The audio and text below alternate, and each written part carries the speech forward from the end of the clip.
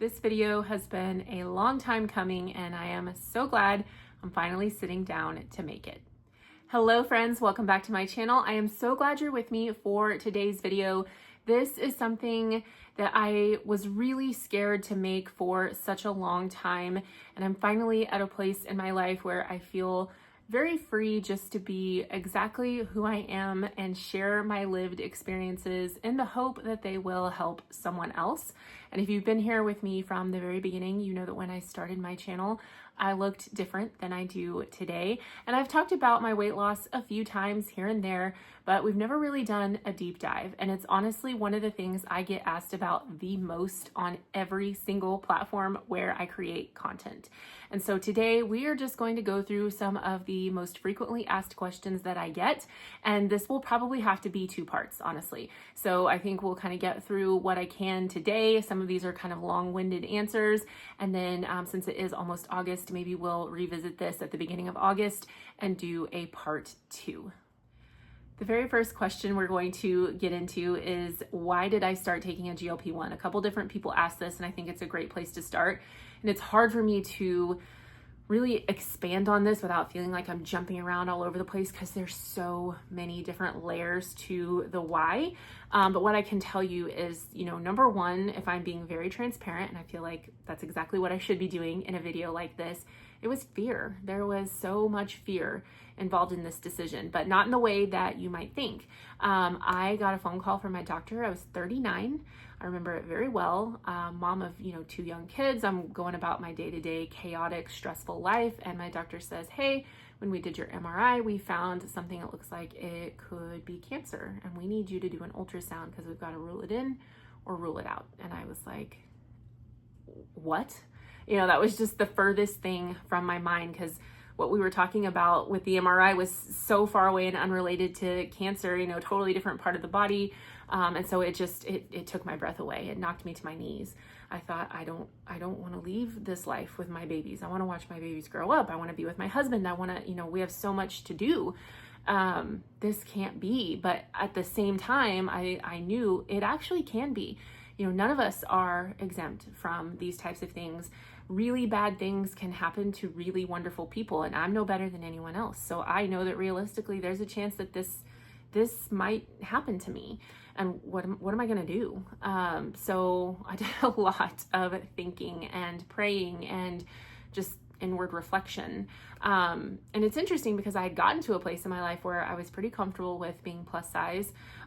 Were there some physical discomforts? Of course there were. But as far as learning how to love myself in a bigger body, I had put a lot of time and energy into that. And it was a really good thing for me up here mentally. I spent a lot of my early life being obsessed with, consumed with, losing weight, trying to get thin, trying to look good, tracking and counting and killing myself, working out twice a day and starving and just all the things. If you know, you know. And I thought, oh my gosh, am I going to spend the rest of my life being this miserable? And so in my 30s, I had kind of gotten away from diet culture and was really not interested in anything that had to do with weight loss. And then, this happens and I'm thinking like, there's a long list of things that need to change in my life if I'm going to live it to the fullest. My body is one of them. Things about my work, things about our home life. Like, I was like, this is an opportunity. If I am told, hey, we're all good, you're cancer free, then I'm going to take the ball and run with it, because this may not, I may not ever get another opportunity to look life square in the eye and say, okay, here we go. It's time to do things different. So I was doing a lot of homework and research at that point on just things that, maybe do I need to revisit what it would look like to have bariatric surgery? I'd never been very comfortable with it, but again, nothing's off the table here. It's time to, I was like, it's time to shake things up. And so I was looking at that. I was just doing a lot of research on methods of weight loss that would be long-term or more sustainable. And so Manjaro came up. I don't even remember how. It was brand new and I dove into the studies. I read the research. I'm kind of a nerd about things like that anyway, working in academia for as long as I did. I have a master's degree and I did my own research, lots of, analysis on, literature and different things like that. So I actually dug into the nitty gritty of the studies and the data and I was very curious, to say the least. So I went to my primary care doctor and we had a conversation about it, and that was that. The second question is one that has a pretty long answer, so if you need to hop up and take a bathroom break, now is definitely the time. But over and over again, people have asked me about pricing, availability, insurance, like how do you get it? Like which one do you take? Is it expensive? Is there a cheaper way to get it? So we're going to spend some time getting into that because there's a lot. Again, I think every one of these questions, there's so many different layers that you can peel back. But I originally started off with Mounjaro. It was the only thing I knew about, the only thing I think at that time that, you could really access other than if people were taking Ozempic. So Mounjaro is tirzepatide and Ozempic is semaglutide. And then nowadays you have Zepbound, which is also tirzepatide. It's the same exact thing as Mounjaro, but Zepbound has an FDA approval to be used specifically for weight loss. So with Mounjaro, I started off having the infamous $25 coupon. Lots of people had a lot of discussion about that. And I was able to get mine for $25 a month for a really long time. I think the better part of a year. And then it got to a point where the coupon expired and Zepbound had come onto the market, I think by then, or pretty close. I think I may have still been able to do a couple months of Mounjaro at with a coupon, just not as good of a coupon. And then I had to switch over to Zepbound. So with the coupon, we're still talking like $550 a month, which is a lot. And so I did that for as long as I could. I think I did that altogether. I was using the name brand medication for 2 years, over 2 years, something like that. But eventually I was like, I can't do this anymore. This is just not realistic. There's got to be a better way. And locally, my primary care physician is wonderful. She is behind me 150% in all of this. But she was like, honestly, here locally, what I have access to with just kind of all of the things that have been going on with, crackdowns and policies and all these different things, she was like, it's just as much as what you're paying. Like if I give you a compounded prescription, you're not going to be saving any money. You're on, I think it was around like a 12.5 milligram dose. So she was like, it's going to be the same price.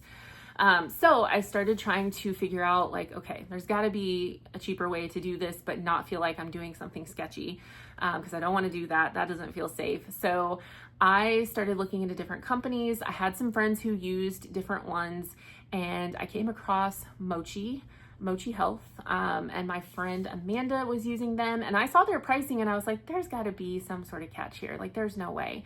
And she was like, nah, girl, that's what it is. And that's why I've used them this whole time. And I was like, I really wish I would have known this, because I would have been saving myself so much money. So with Mochi, there are some other things that I want to say about that are important. So let's talk about that really quick.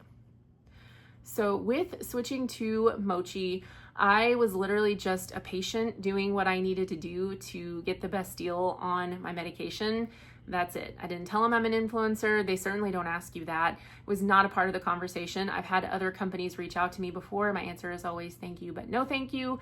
I've never wanted to be beholden to a brand or a company in order to access a medication that I view as critical to my health and well-being. So I've always just kept the two very separate. However, several months in, after being a patient with Mochi on my own and not really talking about it very much, they did reach out to me, sent me an email, asked if I was interested in partnering with them. And I got to tell you, I don't even think they knew that I was somebody who was already a patient. I think they found me on Instagram, but didn't know that I was already actively using Mochi. So I had a conversation with them. I was like, I feel a little weird about it because I really don't want to compromise my integrity here. But I'm already paying the monthly membership fee, and I'm already paying for my meds through you guys. So it's worth sitting down and talking about it. And I actually walked away feeling really good. So I am partnering with Mochi for this little portion of the video, but again, it's already where I get my meds. So if you're asking me the question, like, where are you getting your meds? Where are you getting the best deal? This is the answer: partnership or no partnership. So I have a code. And the cool thing is, you don't have to be an influencer to have a code. I had a code before I started working with them in this capacity. Anybody who's a patient has one. And basically what that code does is when you send it to somebody and they sign up with that code, it takes $40 off their monthly fee for that month of joining. It takes $40 off that price. So it doesn't change the price of the medication, but that's the cheapest price I've ever seen. $1.99 for tirzepatide, and I think $99 for semaglutide, even at a higher dose. That's the big thing here. You can get like really inexpensive compounded medication if you're only taking 2.5 milligrams. When you start getting into 10, 12.5, 15, that's when the price goes up. And I've never been able to get it for $199 a month anywhere except Mochi. So I will have my code on the screen down below. You can go out, take a look around. If you want to use the code, please do. If you don't want to, that's okay. Again, I'm getting my meds through Mochi no matter what. So, you know, I'm really happy to be partnering with them because I have been very pleased with using them. And I'm really glad that there is finally a way for me to get my meds and not spend $550 a month to do it. But that's not going to change no matter what, no matter whether I'm making this video in partnership with them or not. So just know that this is a very genuine recommendation. This is 100% accurate to what I'm doing, how I'm doing it. I'm really being 100% transparent here. So yeah, if you have further questions about that part of things, you are more than welcome to ask. I will also link their socials down below so that you can go check those out. Symptoms and side effects are a very frequently asked question, so let's talk about those. I can tell you that what I know for sure as a patient and someone who is on this medication is that no two people are probably ever going to feel the exact same thing or have the exact same experience. But all of this is to say that these are definitely conversations to have with a doctor. People like me who are making content on the internet, we're sharing our personal experiences, but we are not healthcare providers. Take what we say with an absolute grain of salt and talk to someone who is a professional if you are experiencing anything unpleasant or that is impeding on living your life in a normal way. So what I can tell you is that for me personally, obviously I went through a lot of hair loss. Anytime you lose a lot of weight quickly, that happens. It doesn't have to be with GLP-1. Weight loss surgery patients experience this as well. It is unpleasant. It is kind of annoying. It takes kind of an emotional toll, which I didn't really expect it to. So I kind of just went through the worst of it going like, I don't really know what to do here.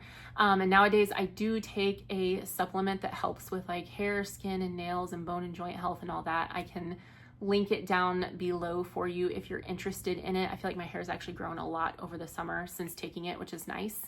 And then really just kind of some like nausea, digestive, distress, running for the toilet every now and then. I find hydration helps so much. Like I can always link back the times when I feel my worst to the fact that I haven't probably had enough water. I do have a prescription for nausea medication if I need it. I don't need it all the time. I've only had a few instances, like I could probably count on one hand the number of times where the nausea was so bad that it like took me out for the day. That is very rare for me. So I am able to manage things pretty well, pretty effectively. Water, nausea medication, getting up and moving and trying to like get the blood pumping. These are all really fantastic ways of just kind of keeping everything at bay. And then I don't really have any great solutions for you for constipation because someone did ask. There are some Facebook groups out there that you can join for all things GLP-1 related, but I don't recommend or suggest joining them because it's sheer chaos in there. But you can definitely do some Google searching and find all kinds of different suggestions and recommendations for how to mitigate constipation. If you feel like you've tried everything and you're not landing on anything that's working, there's definitely some resources out there with people who have all kinds of things that you could try. I don't have a really great one for you because mine has tended to be the opposite issue. So, but overall, the day-to-day is nothing terrible. Some days there just really isn't anything to report, which is great. And definitely I feel the best I've ever felt overall. So I take that as a win. Food and exercise are always very frequently asked about. What am I eating? Am I working out? I don't have really glamorous, fancy answers for you. The interesting thing about being on a GLP-1 is that it really has allowed me to manage what I eat in the most natural way I've ever experienced. Food is no longer running the show. I'm able to put something away and stop when I don't want anymore. I don't really overthink it. it's just the most like natural, easy experience nowadays to move through life and not be constantly analyzing everything when it comes to food. And I love that. So I do not want to, track and weigh and measure. That takes me back to a very dark place that I do not care to revisit. But I do try to prioritize protein. I like to eat kind of smaller meals and snacks during the day. I don't usually eat anything real big or real heavy. I do eat a bigger dinner because I like to eat with my family, eat what they're eating. That's when I get a lot of my fiber and veggies and things like that in. I start almost every single day with a protein shake mixed in with my iced coffee. Number one, because I just really, really like it. And number two, kind of gets the protein in right out of the gate, which is awesome. So I just try to keep it really simple. Medication like this has empowered me to be able to just listen to myself and trust myself in a way that I never could before. And that's working pretty well for me. In terms of exercise, again, like the thought of doing like some kind of hardcore boot camp, like I did that and it came from a place of self-loathing. So I'm not a very great ambassador for physical fitness because of that. But what I can tell you is that in this process, going from working in an office all day to doing content, as I was losing weight, by the time I left my 8-to-5 office job, I'd already lost quite a bit. And then going into doing content, like I'm up and down all day, I'm moving around, like I may be doing a try on in a store, I'm trying things on at home, and I'm moving clothes back and forth, and like I'm up and moving. And so going from being completely sedentary to being pretty active every day has been wonderful. It has done a lot for my body. Not being sedentary has been fantastic. So it is a goal of mine to be more intentional with movement and exercise. I think probably like when summer's over, that's something I'm going to revisit because as I get older, it is important to maintain mobility and flexibility and things like that. But I'm not doing Taibo anytime soon. I can tell you that. So I think this is a great place to pause this conversation. I'm going to go back and revisit some more of the questions. And I think, like I said, do a part 2. And this, there could be maybe potentially some recurring, not just weight loss, but like health and wellness videos on this channel. I don't know. We'll see where it takes us. But I think for a long time, I was just hesitant to share all of this because frankly, just having people criticize you on the internet is not the most fun I've ever had in life. And I also don't want anything I'm sharing to set people back in their progress towards loving and accepting themselves. But someone told me the other day, thank you for sharing. Thank you for being open, because it made them feel seen and it made them feel normal. And I thought, oh man, like I have this opportunity to take what I have here and maybe do some good with it. And that's really why I'm here. So if I can be open and transparent and help someone feel like they're not alone, that is a privilege of the highest order. And I want to do that. Again, this is all about embracing your life, living your best life, living it to the fullest. It feels really good to be in a place where I feel like I'm doing that. And I want that for every single one of you, even if weight loss has nothing to do with it. Just knowing that you are in a place where you are loved and supported and encouraged. That's what I want this channel to be, and that's what I want these conversations to be about. So everything that I talked about that is important will be linked down below. You're welcome to ask me additional questions. Follow me on my other socials. And friends, I love you so much. I'll see you in the next one. Bye.